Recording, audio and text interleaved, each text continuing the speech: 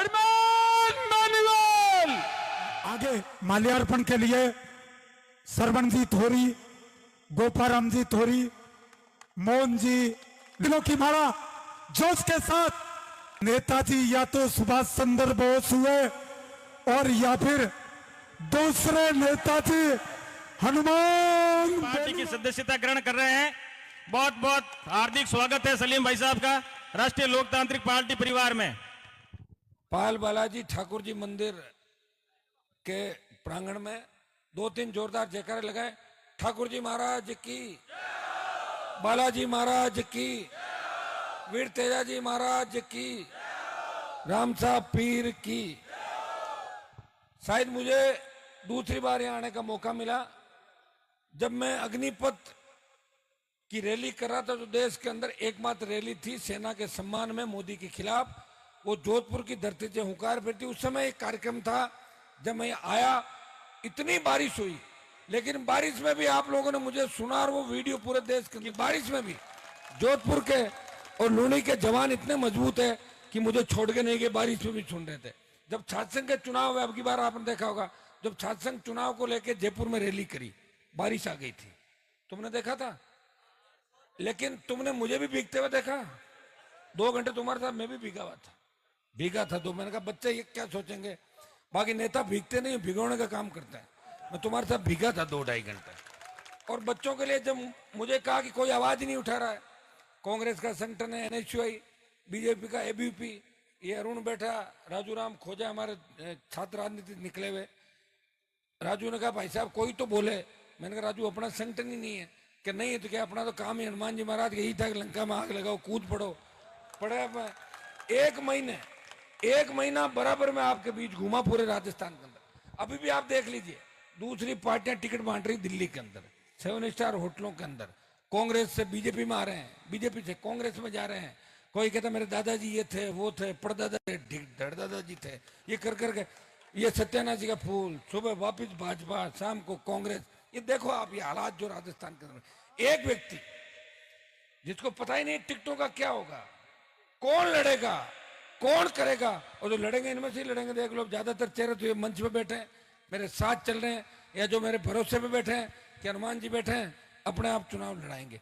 आप देखिए, एक व्यक्ति गांव की स्कूल से पढ़ के उस सत्ता को ठोकर मार के देश के सबसे बड़े प्रधानमंत्री, जिसके आगे सारा नतमस्तक हो गया इंडिया, उसकी परोसी थाली छोड़ के किसानों के सम्मान में लड़ने के लिए निकल पड़ा देश का।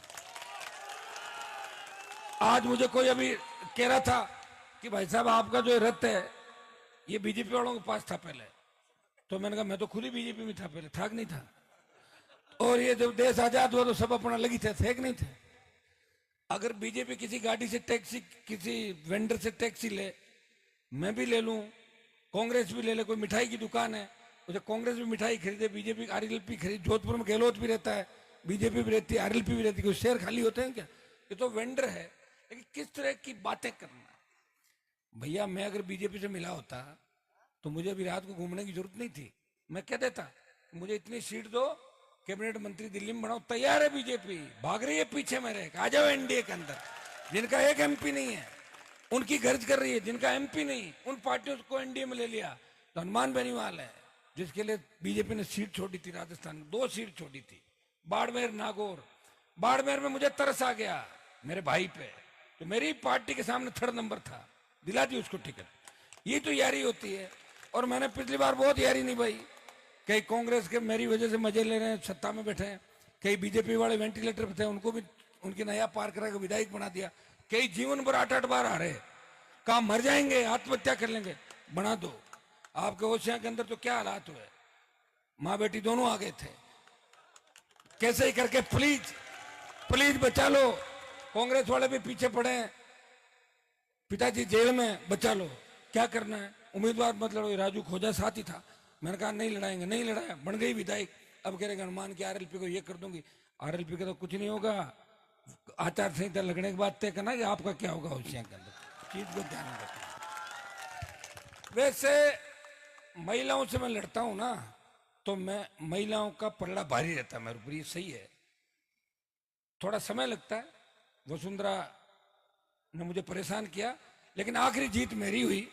वसुंधरा जिसके नाम की तूती बोलती थी राजस्थान के अंदर, सारे नेता नतमस्तक हो गए थे, पूरी कांग्रेस पार्टी उसके कदमों में थी।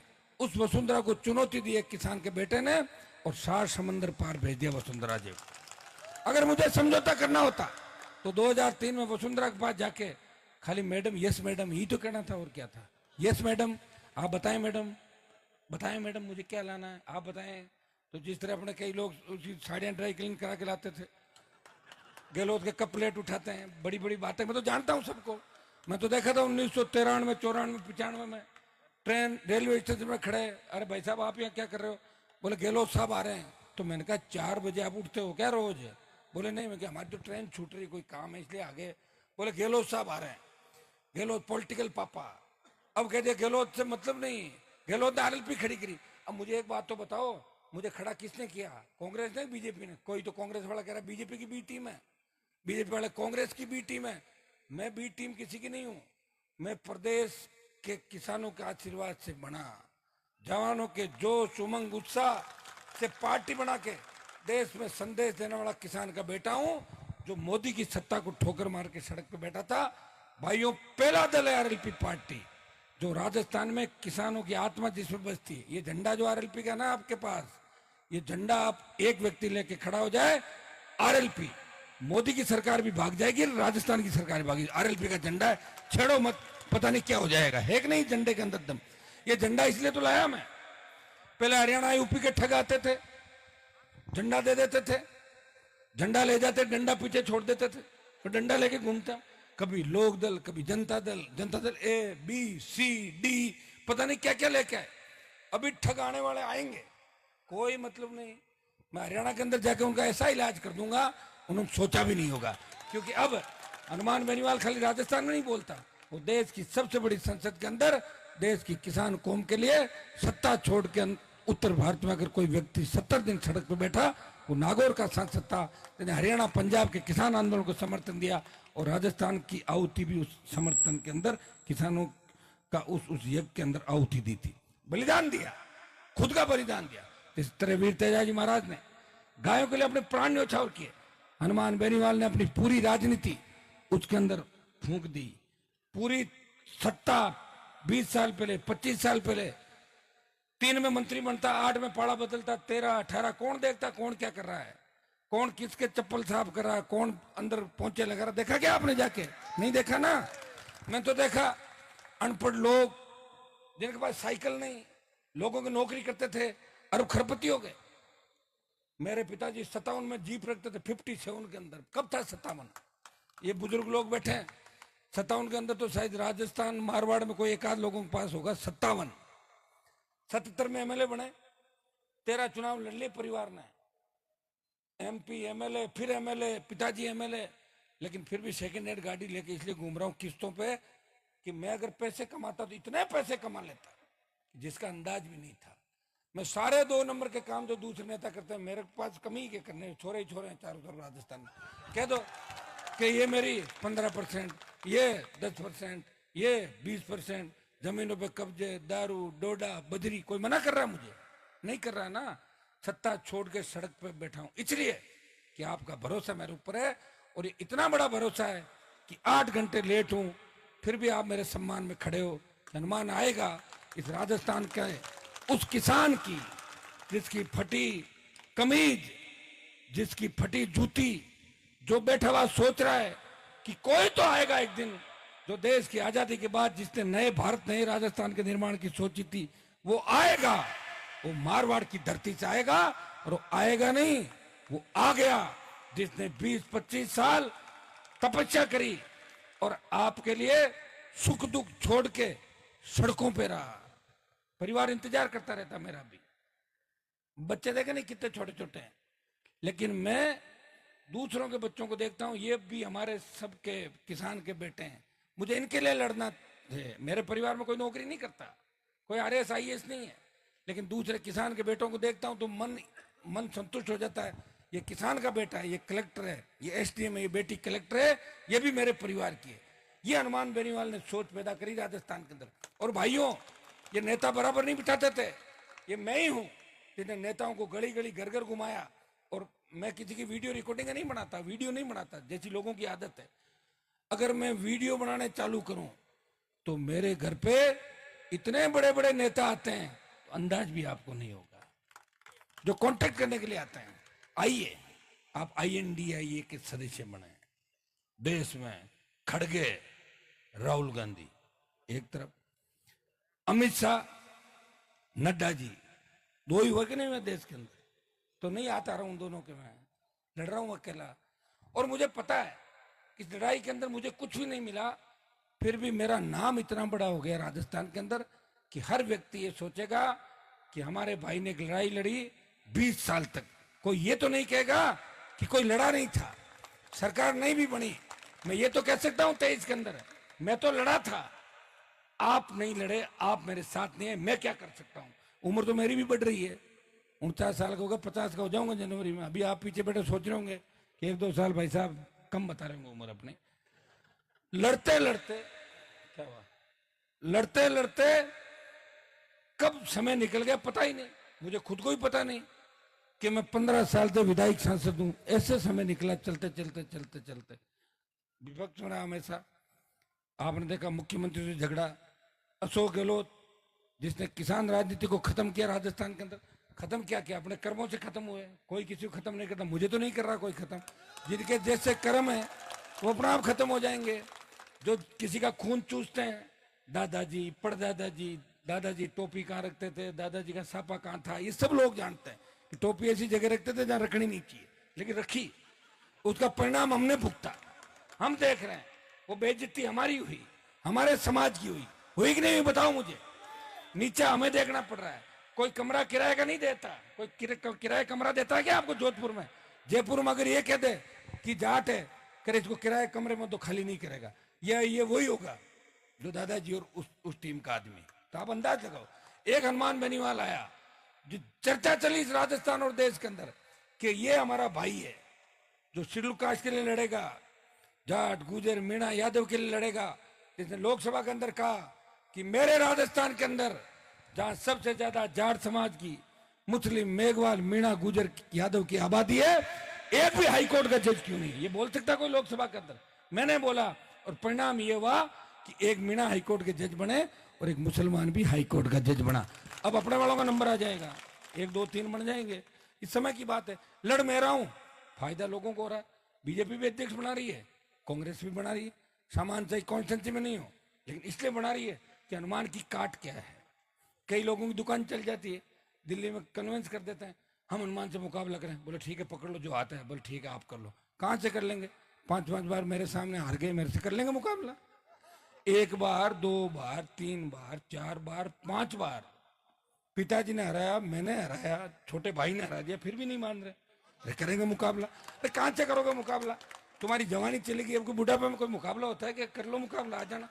चुनाव आ रहा है ना सामने, मैं तो इसी तरह चलूंगा राजस्थान के अंदर, और मैं परवाह नहीं करता। हार भी देखी है, जीत भी देखी है, सम्मान भी देखा है, और रिकॉर्ड बनाया हर चीज का। सबसे बड़ी रैलियों का रिकॉर्ड, पार्टी बना के रिकॉर्ड, गहलोत के बेटे को हराया। जिस गहलोत ने परेशान किया उसके बेटे को हरा के क्रिकेट एसोसिएशन के अंदर भेजा। भेजा कि नहीं भेजा? ये मैं ही था, और कोई नहीं था। आप क्या सोच रहे हो? आपके नेताओं ने हराया। हनुमान बेनीवाल था जिसके पीछे आप लोग थे। पहली बार जोधपुर के अंदर जाट समाज ने लोकसभा चुनाव के अंदर 98% वोट भारतीय जनता पार्टी को करके गहलोत के बेटे को हराया। भाइयों, आवश्यकता पड़ी, मोदी अमित शाह के मुंह से यह कहलवा दिया, यार ये काबू नहीं आ रहा है। ये कितनी बड़ी बात है बताओ मुझे कि ईडी, सीबीआई मेरे पीछे नहीं पड़ सकती, लेकिन मिलेगा क्या उनको? 4 जोड़ी कपड़े, 4 जोड़ी जूते, उससे तो ईडी का केस भी नहीं बनता। मेरी पार्टी का जब अकाउंट चेक किया, उसमें 1500 रुपए मिले थे पार्टी के अकाउंट में। तो कहां से होगा बताओ मुझे?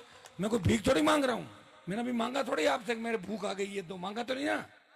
तो फिर लड़ रहा हूं, प्रयास कर रहा हूं कि मेरे भाइयों को मैं सत्ता के उस पर लेके जाऊं।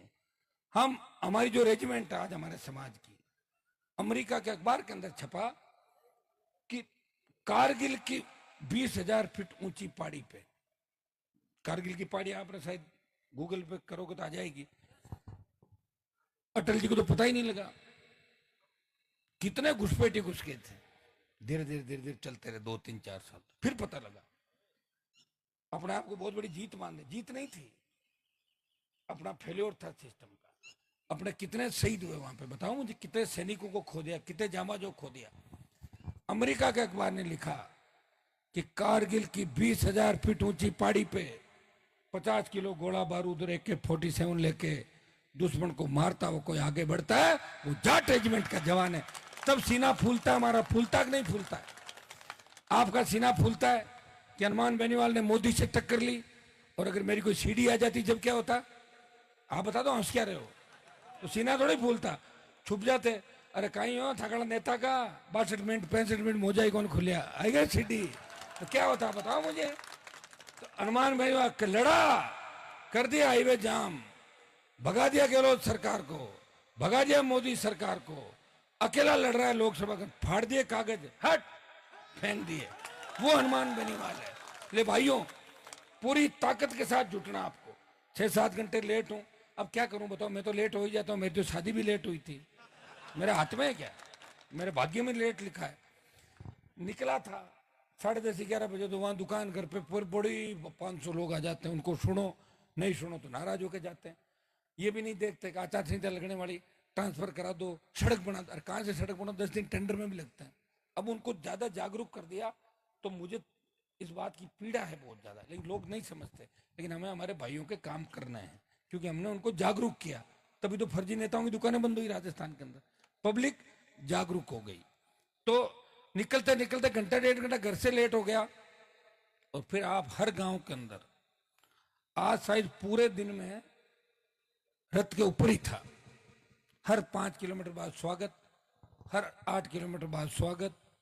ये तो आप मेरा छोटा मोटा कहना मान रहे हो, कहते रथ के अंदर में ले आता हूँ, ऊपर आके स्वागत को हर जगह के नीचे वो खींच के ले जाते हैं। मगर आप ऊपर आ जाओ रथ पे, तो थोड़ी बहुत मान लेते हो कि ठीक है हम रथ पे चढ़ रहे हैं, रिलैक्स हो जाते, होते हो कि नहीं होते? तो यहाँ बज गई सवा। मैंने यहाँ केरू में कहा, मैंने कहा सुबह कर लो कार्यक्रम।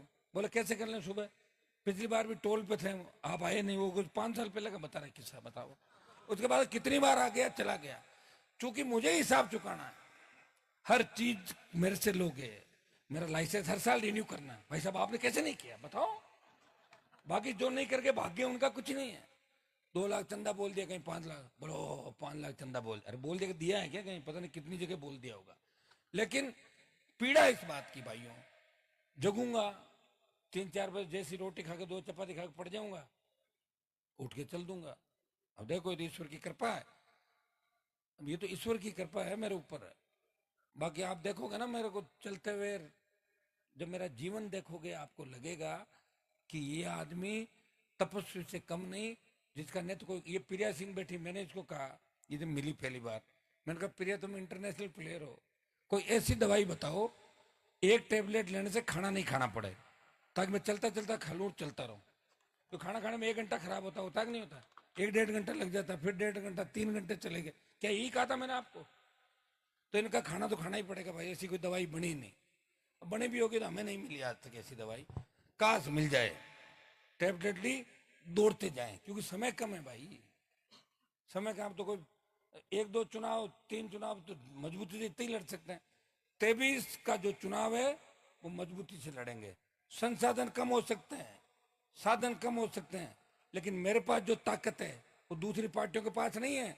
मैंने नड्डा की रैली देखी, नड्डा की रैली में पकड़ पकड़ के ला रहे लोगों को, खाली कुर्सियां, और एक कोई ला रहा, और नाचने वाली लाया वहां पे, हरियाणा से आया सिंगर है, कोई नाच रही है, कोई मंच पे हुड़दंग करे। बताओ क्या हालात हो गए राजस्थान के।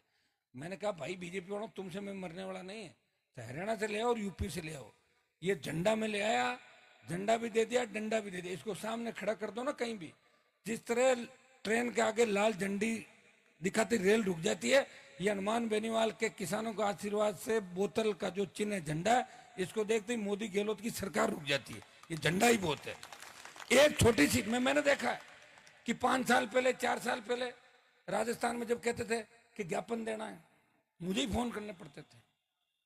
बच्चे 20, 30, 40 की संख्या में आते, सिखाया नहीं किसी ने लड़ना। अब आपके जोधपुर, बीकानेर, नागौर, जयपुर, बाड़मेर, ये 15 जिले तो ऐसे हो गए कि 1000-2000 1 मिनट में इकट्ठे हो जाते हो। 33 जिले थे पहले, अब हो गए 50। 24 घंटे पहले बोल दो 50 जिला मुख्यालयों पे 2-2 हजार की संख्या सुबह चाहिए, तैयार मिलते हो। ये कांग्रेस बीजेपी के पास दम नहीं है, ये राष्ट्रीय लोकतांत्रिक पार्टी के पास दम है।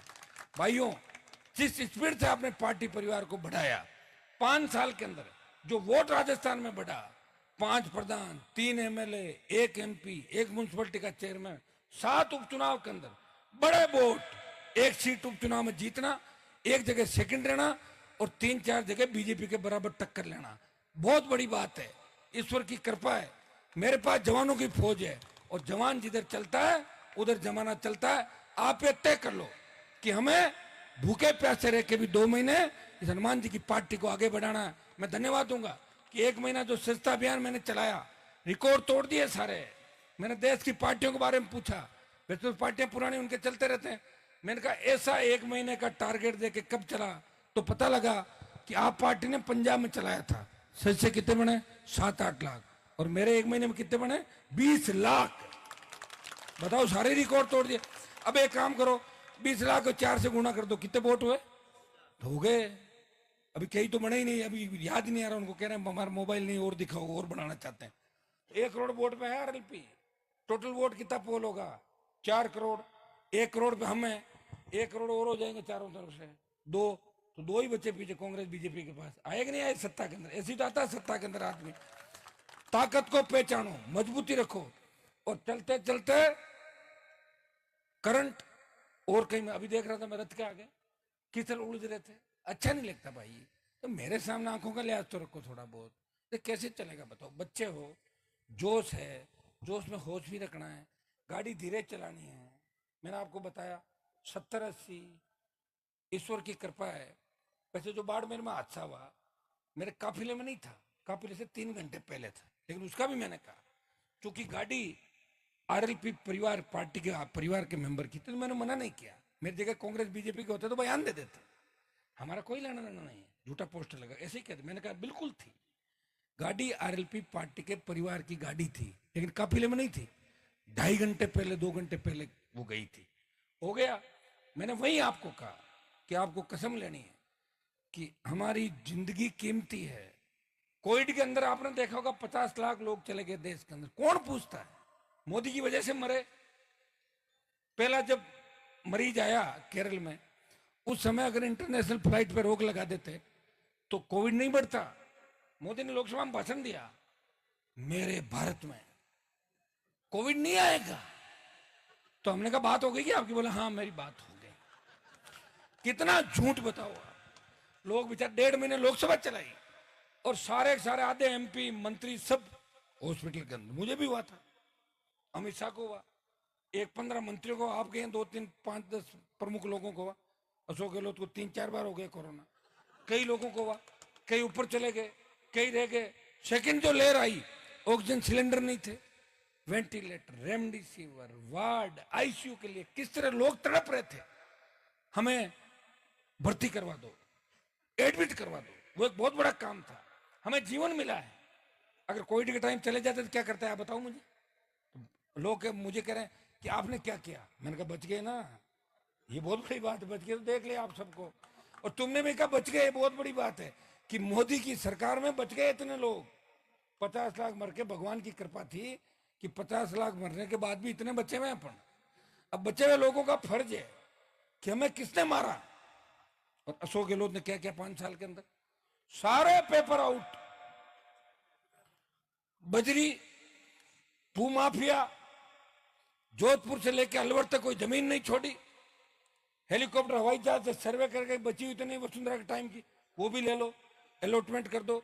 सारे मंत्री, विधायक, किसी का परिवार हत्या कर रहा है, लूट कर रहा है, रेप करवा रहा है, मर्डर करवा रहा है। भाइयों ये देखा होगा आपने, 1 दर्जन मंत्रियों पर रेप, लूट, डकैती, मर्डर के आरोप हैं, लेकिन सीएम कहते हैं इसका परिवार हो सकता है, ये नहीं, मैं गारंटी देता हूँ। चीफ मिनिस्टर कौन करे इसका, बताओ मुझे।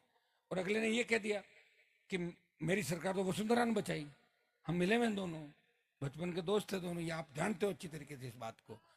लेकिन मैं जो 2009 में बात कहता था, वो बात अशोक गहलोत ने 2-3 महीने पहले कही कि वसुंधरा ने मेरी सरकार बचाई। जब मैं कहता था तो लोग कहते तो ऐसे आरोप लगा रहे। जब सीएम ने कह दिया कि मेरी सरकार वसुंधरा ने बचाई, तो इससे ज्यादा मिलाजुली का क्या खेल होगा बताओ मुझे। कांग्रेस लड़ रही है, भाजपा बिना दूल्हे की बारात, तोरण कौन मारेगा पता नहीं। 3 मुख्यमंत्री जोधपुर में बैठे हैं बीजेपी के, 2-3 एमएलए कौन सी जगह पता नहीं, जीतेंगे कहां से, लेकिन सीएम बन जाएंगे। अरे बिना जीते कैसे बनोगे सीएम, इसलिए एमएलए बनना पड़ेगा, ऊपर से कोई नहीं भेजेगा तुम्हें, पहले लड़ाएंगे और लड़ा का ऑपरेशन हो जाएगा लड़ते ही। बताओ मुझे सीट, देखो मेरी रेंज में तो अगर कोई लड़ लिया ढंग का आदमी सीएम का दावा, तो उसका ऑपरेशन में कर दूंगा तो आज। रेंज से बाहर हो गया, प्रयास करूंगा, रुकूंगा नहीं, रात और दिन प्रयास करूंगा कि आधे मुख्यमंत्रियों को मैं विधानसभा चुनाव हरा के पहले वहीं बना दूं मुख्यमंत्री, ताकि दिक्कत नहीं। जैसे मेरे नागौर में भी 1-2 नेताओं को बनाया था, दिमाग ठीक किया था, क्योंकि उनके पेट में अन्न बोल रहा है राजा महाराजाओं का। खून अच्छा अच्छा होता है, केरू तो रात है ना पूरी। अब क्या, मेरा तो 1 बजे बाद ही सही मौसम बनता है, मैं आपको बता रहा हूँ। 1 से 5 ये अच्छा टाइम है मेरे लिए, और 5 से फिर 10 सोना, और फिर चलना में और लेट हो जाएंगे। जब लेट हो ही गए जिंदगी में, कितने लेट हो गए बताओ। साले मेरे सामने 2-2 कोटी के लोग आए, 3-3 बार मंत्री बन गए, बताओ मेरे सामने तो सायरन बजाते हुए निकलते। तो मैं तो लाल बत्ती लगा घूमा पिछली बार, मैंने कहा मन में रह जाएगी तो लाल बत्ती बिना कानून नियम तोड़ के लाल बत्ती लगाई। तो वसुंधरा ने कहा बत्ती उतार दूंगी, उतार लेना तेरे दम है तो चल देख लेंगे बत्ती उतरेगी। तो नहीं उतार पाई वसुंधरा मेरी बत्ती। भाइयों जिद्दी हूं, जो जिद करता हूं, और जाड़ तो वैसे जिद्दी होता है, मैं जिद्दी हूं पूरा। लेकिन तुम कई बार इतनी जिद करते हो, मेरी जिद मुझे वापस लेनी पड़ती है। तुमने जिद करके मुझे झुकाया कई बार, लेकिन अब नहीं करना है।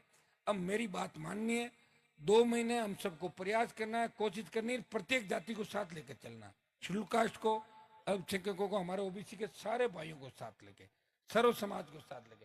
वैसे भोम सिंह जी हमारे है राजपूत नेता, देखिए भोम सिंह जी, इनको मैं कह रहा था, भोम जी कह कि 3-4 और ज्वाइन कराऊं, मैं एक लो मारो मन को लागड़ में क्यों करा रही हूँ।